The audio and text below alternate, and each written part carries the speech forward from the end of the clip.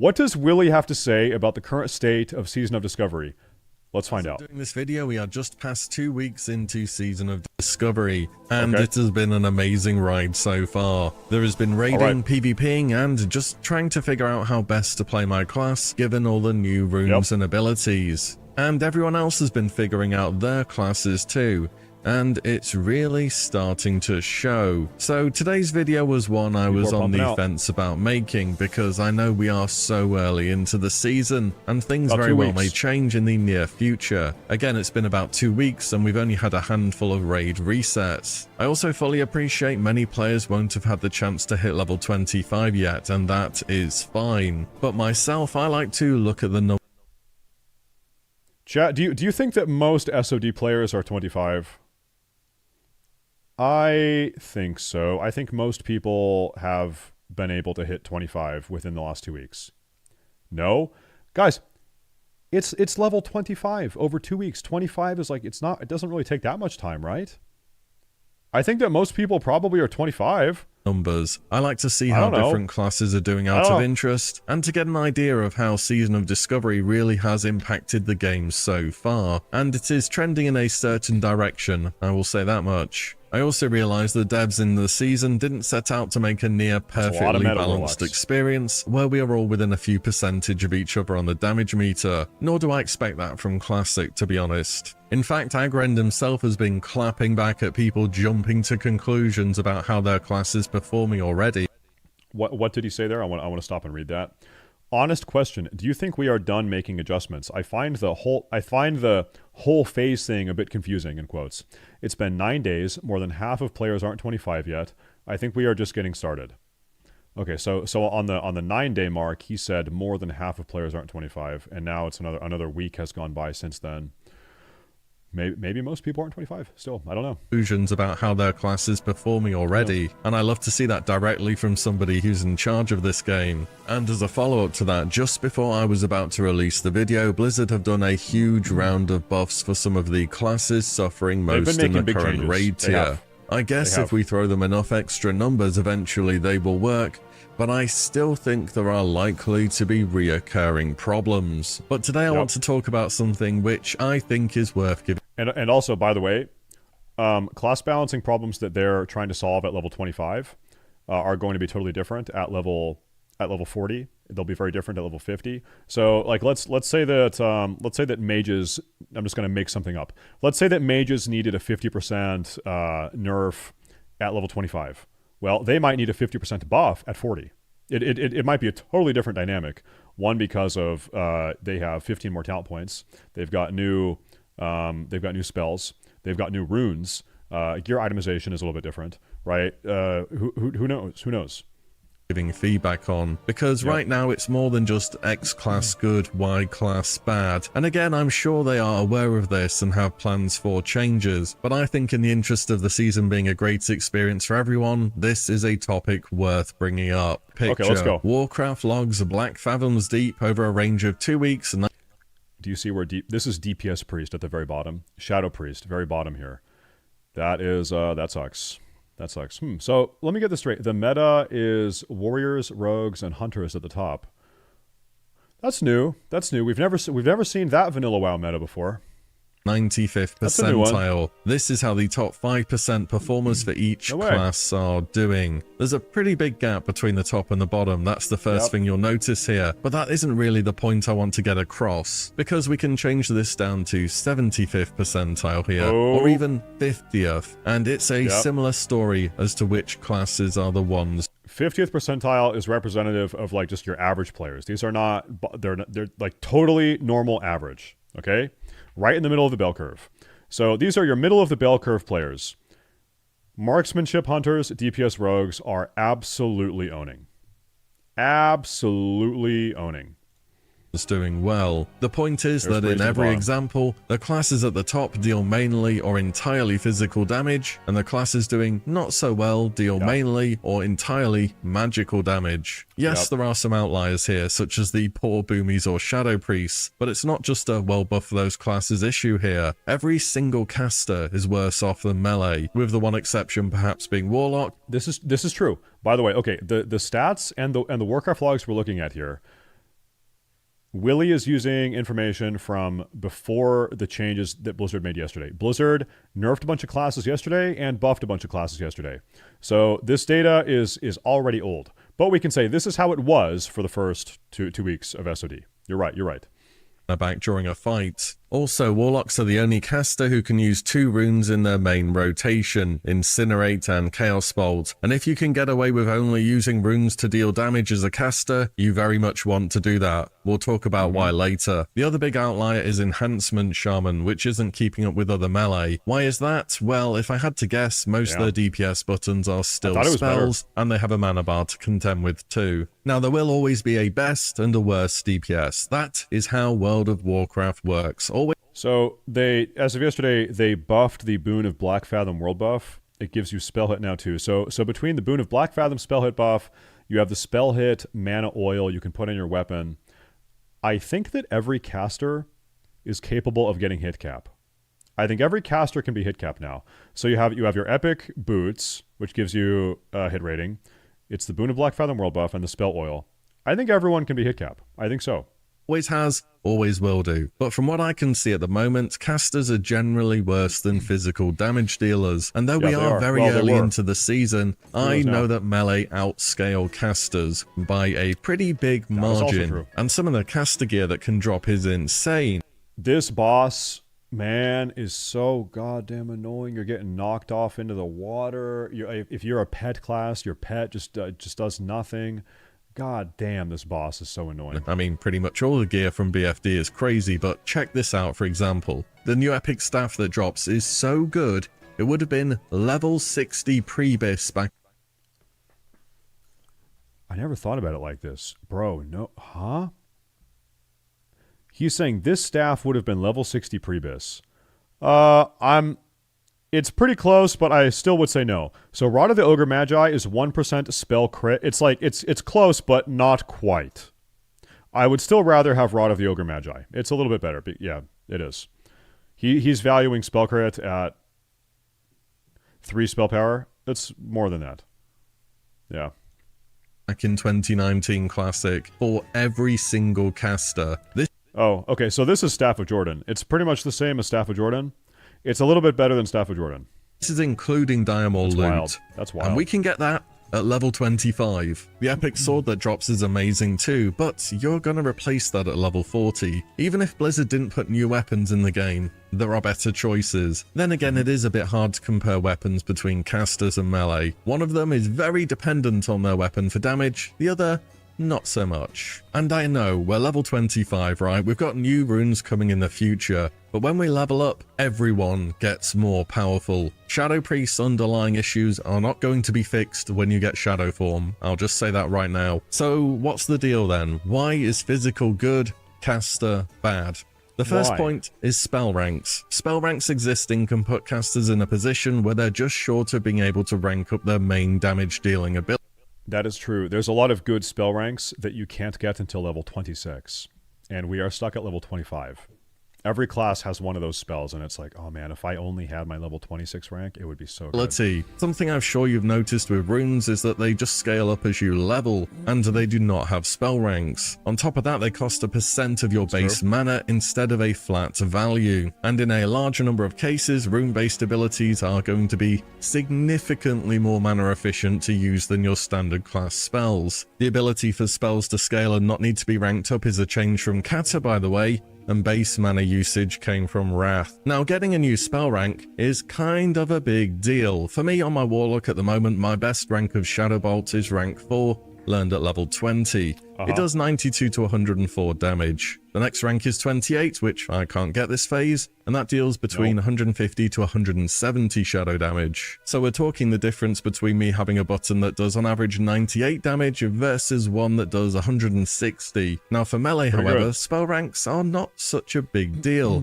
as a ton of their abilities are tied to stuff such as attack power or weapon damage. Take Rogue for example and Sinister Strike. The best rank they can get by 25 is rank 4, which does weapon damage plus 15. The next rank at level 30 makes them now do weapon damage plus 22. So the difference between these two ranks for the Rogue is 7 flat damage. The difference between the two Warlock spells is on average 68 damage. So all in all, spell ranks are very impactful. In fact, Warlocks don't even press Shadow Bolt. Take it off your bars, put Incinerate on. It costs about half as much mana and deals more damage. And this spell rank difference between melee and casters is across... Warlocks, I'm telling you, Warlocks are going to have a rune later on at some point that converts their fire damage into shadow damage. You're going to have like a rune that converts Incinerate into Shadow Incinerate, or Searing Pain into Shadow Searing Pain.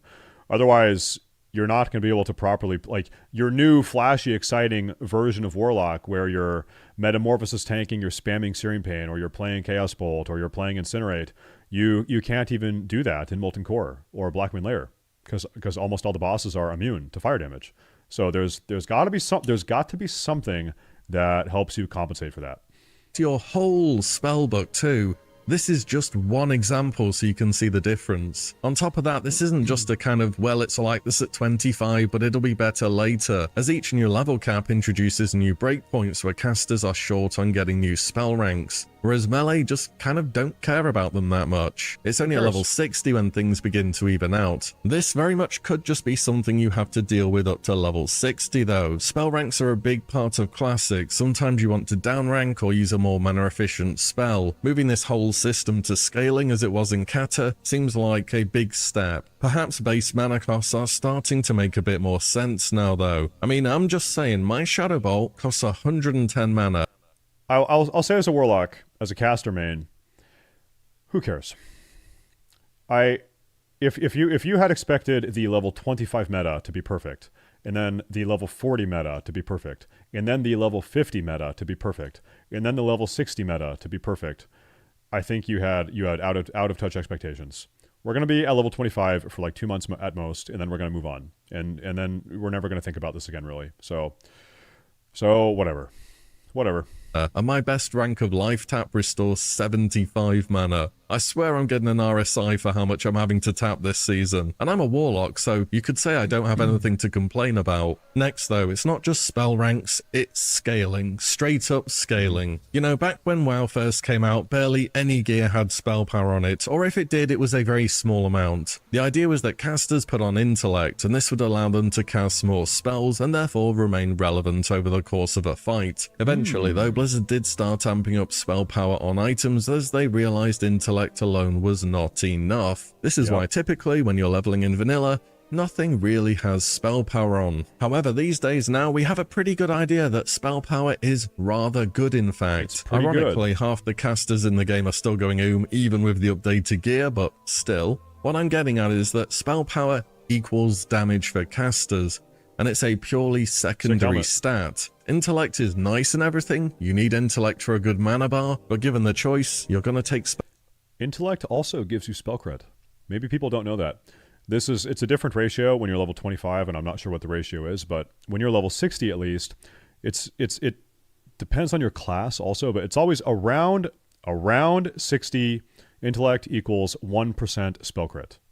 For some classes, it's like 59. For some classes, it's like 61 intellect. So around 60 int is 1% spell crit.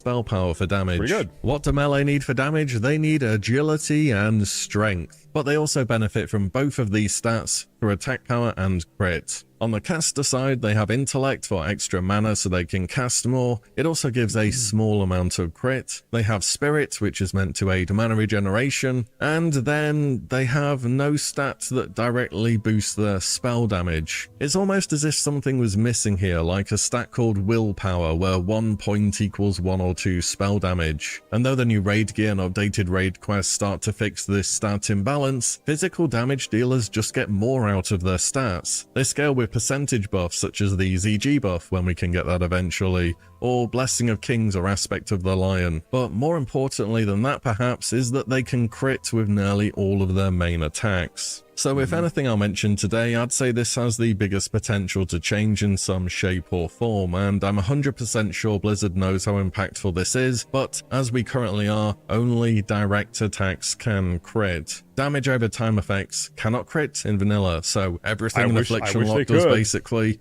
Shadow Priest, Boomkins, and so on, they're all severely hamstrung. Should Warlocks have a rune that lets their dots crit, or at least like lets corruption crit or something? That'd be pretty nice. That would be pretty cool. Strung by this game design choice. Cool. Moreover, channel defects cannot crit either, so Blizzard, Rain of Fire, Hellfire, Mindflay, Hurricane. I hate to pick on the Boomies and Shadow Priests here, but this is why it's not looking too pretty at the moment. And yes, there are melees with very impactful damage over time effects too, such as Deep Wounds or Saber Slash especially come to mind. And maybe one day everything should crit, as it can in Wrath, but I think just focus on the classes who are very dependent on these effects at the moment. When you think about it though, it's always seemed a bit strange that it was the case that these types of abilities worked in this way. I'm not entirely sure why either. Then again, vanilla is full of cloth gear with strength on it, and originally had a debuff limit of 8. So yeah, maybe someone just did this and everyone went with it. But perhaps certain damage over time or channel defects should be able to crit via a rune or something of the like in the future, because purely scaling off of spell power just isn't going to cut it. And then of course there are spell resist and partial resist too. 2.5 to 3 seconds. Chat, real quick, I'm going to ask you a yes or no question. At level 60, not yet. At level 60 in Season of Discovery, should Blizzard remove spell immunities? Meaning, meaning you would be allowed to cast a fire spell into Ragnaros, or you would be able to cast a frost spell into a frost immune boss or something. Should they get rid of spell immunities? Most people are saying no. This is like maybe 85% no. No, no, no, no, no, no, no, no, no, no, no, no, no, no, no, no, no, no. I like that. I tend to agree with you guys. But like I said earlier, you're going to have something that turns like Searing Pain into Shadow Pain. Otherwise, Warlock tanks, for instance, are totally non-viable in Molten Core and Black Moon Lair. You've got to do something about that. Should they completely get rid of immunities? I don't think so. I'm with you guys. Of spell casting, 80 to 100 mana spent, your spell flies towards the boss and resist. Ouch. Melee do have an equivalent for this too though, through glancing blows as well as dodge, block, all of those things. It's just when a melee attack misses or is glanced, your next swing comes in a few moments later for another chance. And yes, melee do suffer on the turtle boss in BFD, but man, some of those bosses in there have a whole lot of bonus spell resist. Then again, this is very vanilla-like, so maybe it is what it is. Saying everything I've gone through in this video though, I just want to remind you again, we are in a super early version of the season. We're capped at level 25, and we do not know what's coming in the future. I see this comment. Bro, caster shill video. Have you seen the damage meters, dude? Bro, melee is doing like 50% more damage than casters. What do you mean? What do you mean? We are living in a melee world, brother.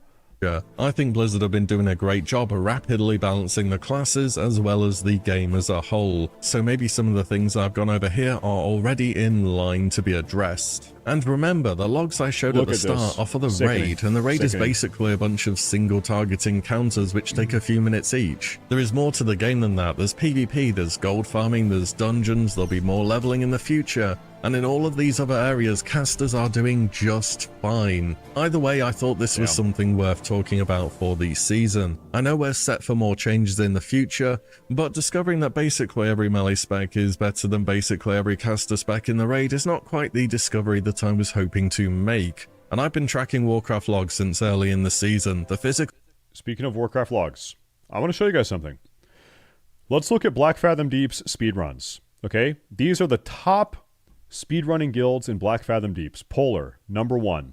They cleared the Black Fathom Deeps raid in 15 minutes and 59 seconds. What does their raid comp look like? Rogue, Hunter, Red Paladin, Warrior, Feral Druid, 1 Mage, Warrior, Druid, Priest. They have 1 caster. They have 1 caster. This is the best raid team in the world. Okay, how about these guys? And you know what? That mage might have been the healer. He might have been healing. Okay, this is the second team. Warrior, Rogue, Warrior, Hunter, Feral Druid, Shaman. This is what? This is Enhancement Shaman, Warrior, Druid, Mage, and he is he healing? I don't know. And then Priest. Hold up. Where are the Warlocks? How far down do I need to go to find a Warlock on a raid team? That's number 3. Nope. This is number 4. Nope. This is number 5. There you go. There you go. Okay. You have to go 5 raids down to find your very first Warlock. And you can tell all of these raid comps are super melee cleave heavy. They're melee cleaves. Critical damage dealers are only trending up. Anyways, let me know your thoughts on this topic. Should Blizzard change things? Do you think they already know about these and they're aiming to fix some of these problems later on? Let me know below. Now, if you'll excuse me, I have a rogue ult to go and level. So, thank you all so much for watching and listening in. And I'll see you on the next one very soon. There it is. There it is. Big surprise. Melee DPS are running the show. But also, Blizzard did huge class changes Blizzard did huge class changes yesterday. They buffed casters and they nerfed melee. So this is how it was for the first 2 weeks of SOD. The next 2 weeks of SOD, are casters going to be owning? Are casters going to be top of the meters? I don't know. We're going to find out. Anyway, there's that. Nice video, Willie. Nice one.